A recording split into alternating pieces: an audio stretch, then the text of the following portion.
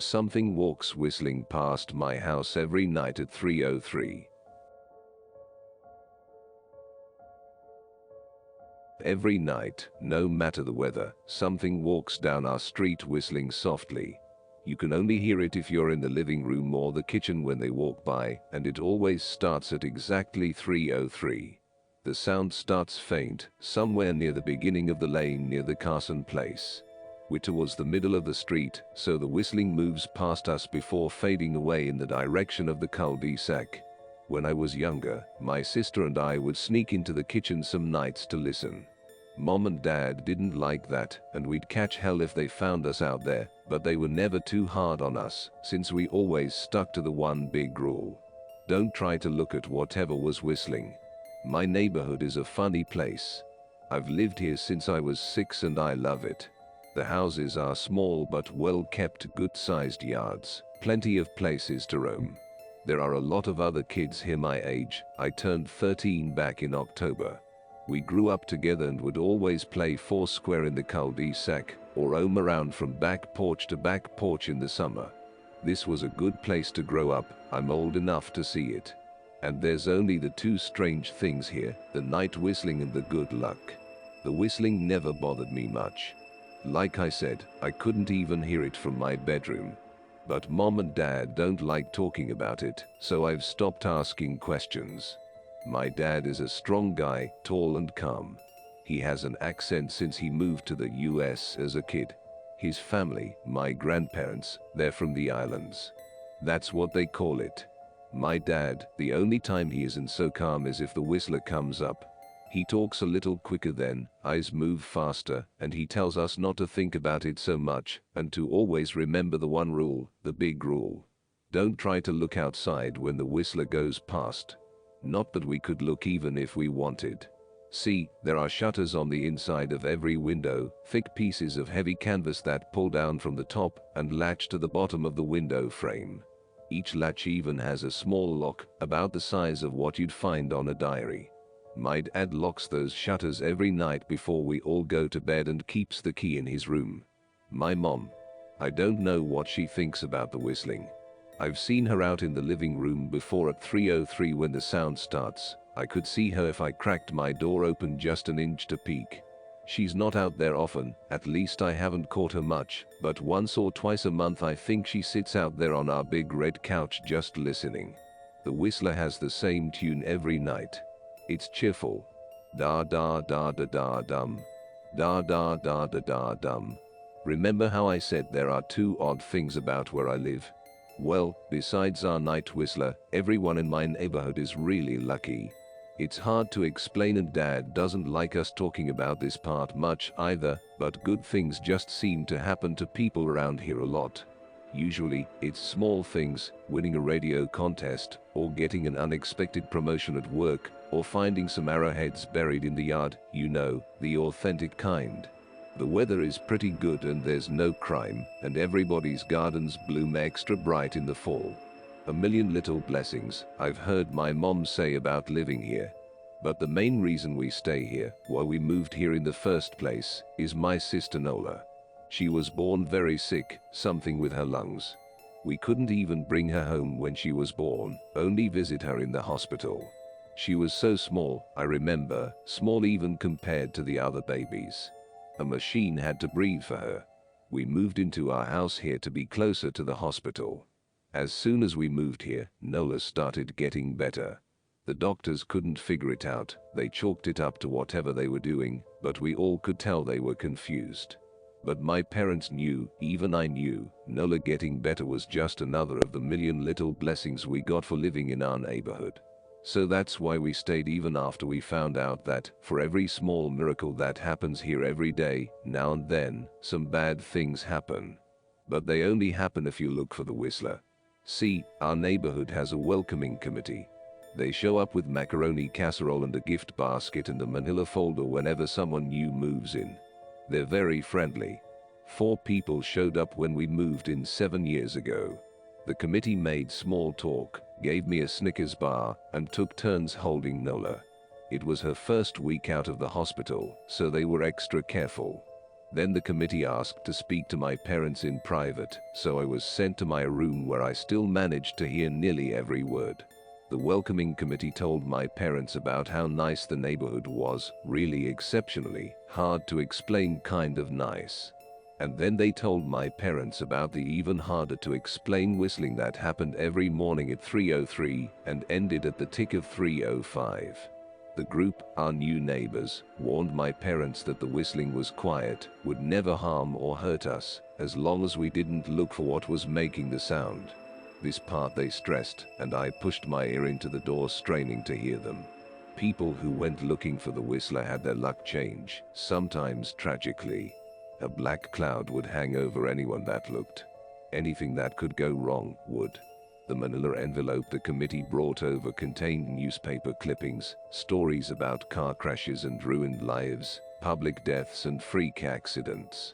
Not everyone dies, I heard the head of the committee tell my dad. But the life goes out of them. Even if they live, there's no light in them ever again, no presence. My mom, I could tell she wasn't taking it seriously. She kept asking if this was some prank they play on new neighbors. At one point my mom got angry, accused the committee of trying to scare us out of our new home, asked them if they were racist on account of my dad being from the islands.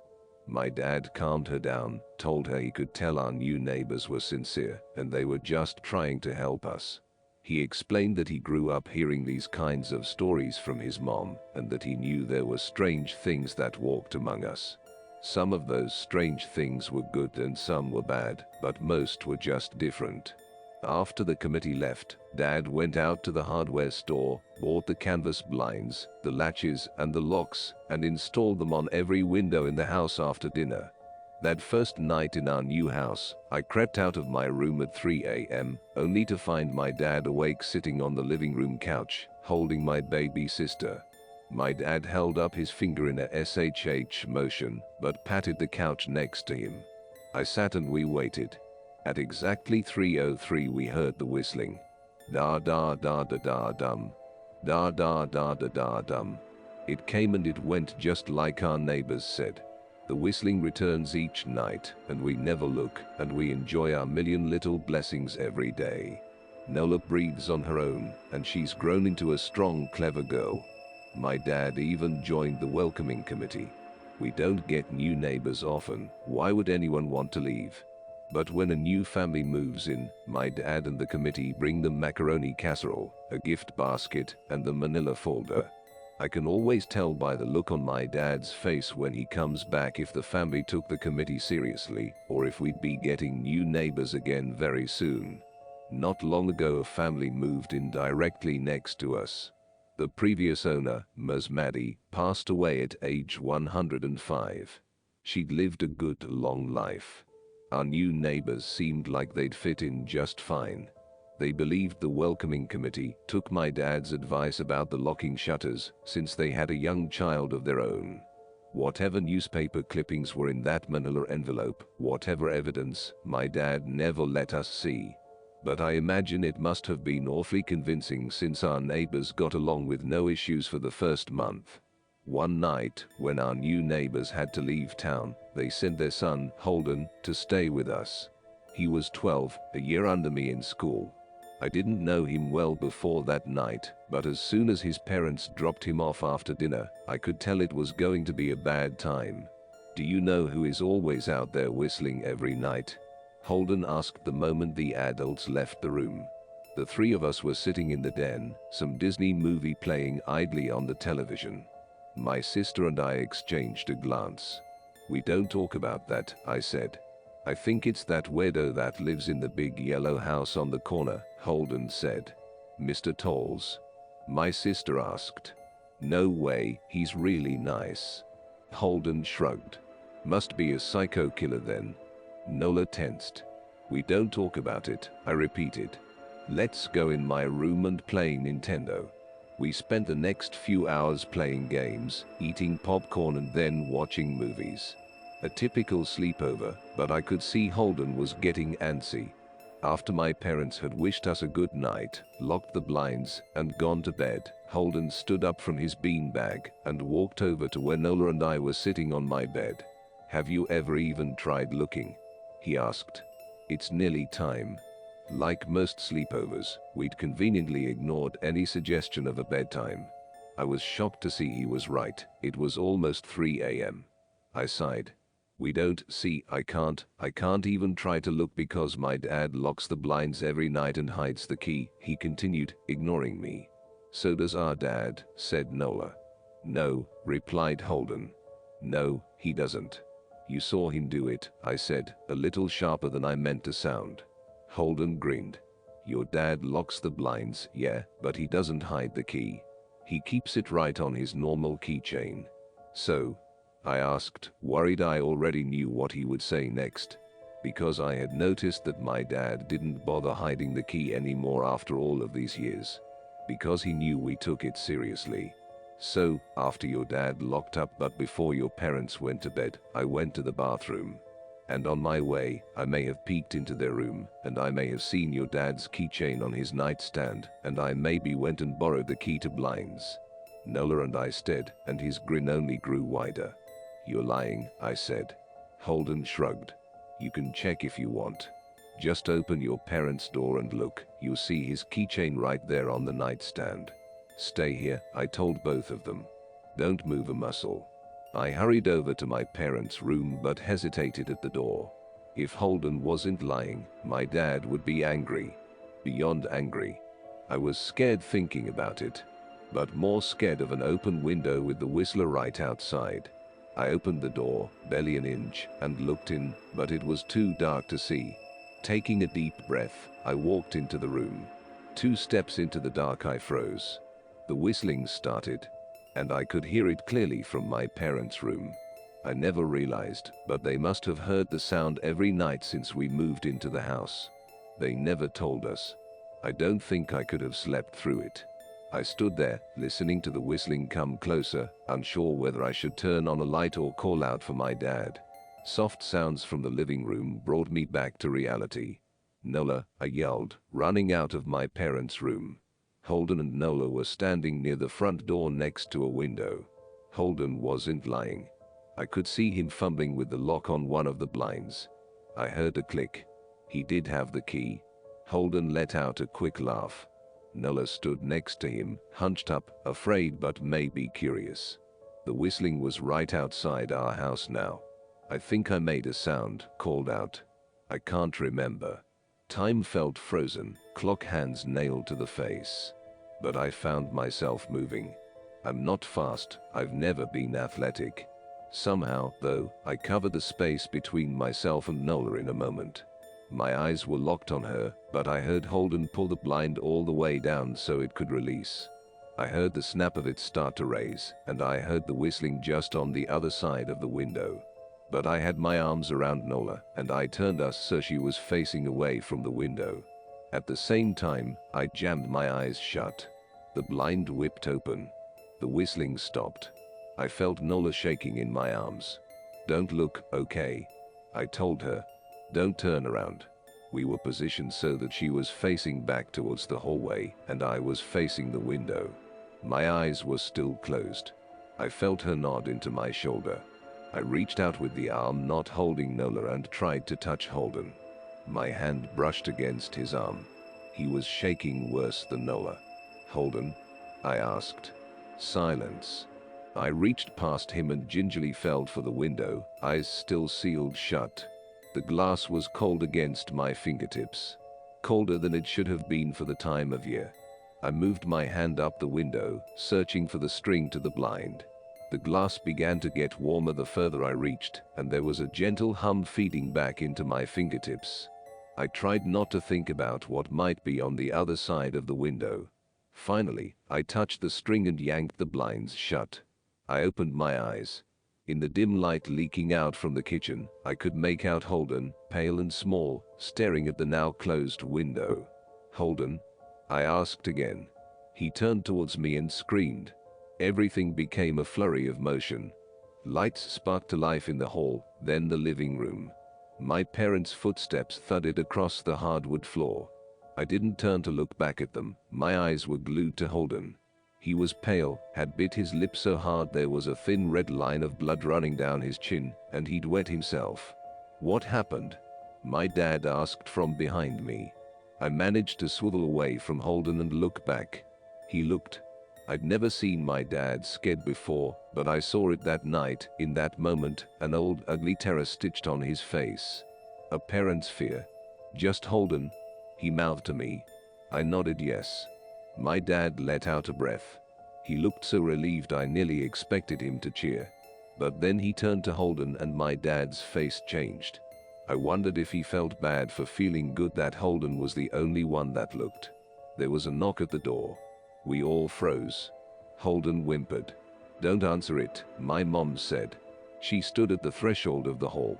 I'd always thought she was a skeptic and just humored my dad about the windows and the whistler, but that night we were all believers. I noticed that both of my parents held baseball bats they must have taken from their bedroom. The knock came again, a little louder this time. "Please don't open the door," Holden whispered. My dad walked over to him, hugged him close. "We won't," my dad promised, still holding his bat. "Nothing is coming in here tonight." Thud, thud, thud. This time the knocking was loud enough to rattle the door. Holden screamed again, and Nola clutched her arms around my neck. My mom came over and knelt down next to us, wrapping my sister and me close. Thud, thud, thud. "Call the police," my mom whispered to my dad. The knocking instantly stopped. My dad looked over his shoulder at us. Do you think he was cut off by frantic knocking that trailed off to a polite tap tap tap? "Police," something said from the other side of the door. The voice from outside sounded exactly like my mom, like a parrot repeating the words back to her. "Police. Call. The police. Tap tap tap. Police." My mom pulled us closer. "Police. Police. Police. Police. Please stop," I heard her whisper. "I don't think calling them will help," my dad said. "How will we know when they're the ones at the door?" The knocking came back harder than before. The door shook. Then it stopped. After a long moment, I heard the knocking again, but it was coming from our back door. We all turned together towards the back door, but the knocking immediately returned to the front door. Front to back to front, loud, then quiet, then loud again. Suddenly, the sound was coming from both doors at once, big, heavy blows like a sledgehammer. Then something started rapping against all of the windows in the house, then the walls. It was like we were living inside a drum with a dozen people trying to play at once. Or we were a turtle, and something was attempting to claw us out of our shell. "Stop!" Holden yelled. The knocking died. "I won't tell," Holden said, staring at the door. "I promise I won't tell anyone what I saw. Just please go away." We waited for nearly a minute. Then we heard it, a soft tapping coming from the window Holden had looked through earlier. Holden started to cry, sobbing like a prisoner watching gallows being built outside their cell. My dad held him, brushed his hair but never lied to him, never told him things would be okay. The tapping at the window went on for the rest of the night. We huddled together in the living room for I don't know how long. Eventually, my mom tried to take us kids into my room while my dad stayed to watch the door. But the second we moved into my bedroom, the knocking came back, so loud it was impossible to ignore. I was afraid the door couldn't take it. We went back to the living room and the knocking stopped. Only the tapping on the window remained. None of us slept that night. The tapping stopped around 7 a.m. That's about the time the sun comes up here. We waited another 2 hours before my dad opened the blinds from one window. He made us all go back to my parents' bedroom first. I heard him open the door, then come back in. "Okay," he told us. "It's done." Holden's parents came back around lunchtime. My mom and dad walked Holden over to his house, and they all went inside for quite a while. Nola and I watched from the window. She stuck to me the whole day, right at my side, sometimes holding my hand. When my parents came back, they looked grim but wouldn't tell us what they said to Holden's family. It was a Sunday, so we all spent the day together, ordered pizza and watched movies. That night everyone slept in my room, Nola and my mom in the bed with me, my dad in a chair he'd pulled over. There was no knocking that night or any night since. We didn't see much of Holden or his parents for the rest of that week, but by Thursday there was a moving truck in their driveway. Nola and I watched them packing up the whole afternoon after school. What sticks with me most is how tired Holden and his parents looked. All three had the same pallor, grim mouths and lightless eyes. Even from across the street I could tell something was very wrong. Holden and his family were gone before sunset. I remember what the original welcoming committee said to my parents when we moved in. Not everyone who looks at the Whistler dies, but even those that live have the light go out of them, and the rest of their lives are full of misfortune. A million little tragedies. I think Holden's parents must have looked, either to comfort him if they didn't believe or share the burden if they did. I watch Nola some days, happy and young and alive, and I wonder if I'd been slower, if she'd looked out the window that night, would I have looked too? To comfort her? To share that burden? I'm glad I don't have to find out. We still live in that house, in that neighborhood. We still hear our Whistler walking past every night. The blessings, the luck, the good things here are too good to leave. But we're careful. We don't have friends over to spend the night anymore. And my dad hides the key to the blinds very, very well. Not that I've gone looking. Some things you just don't need to look for.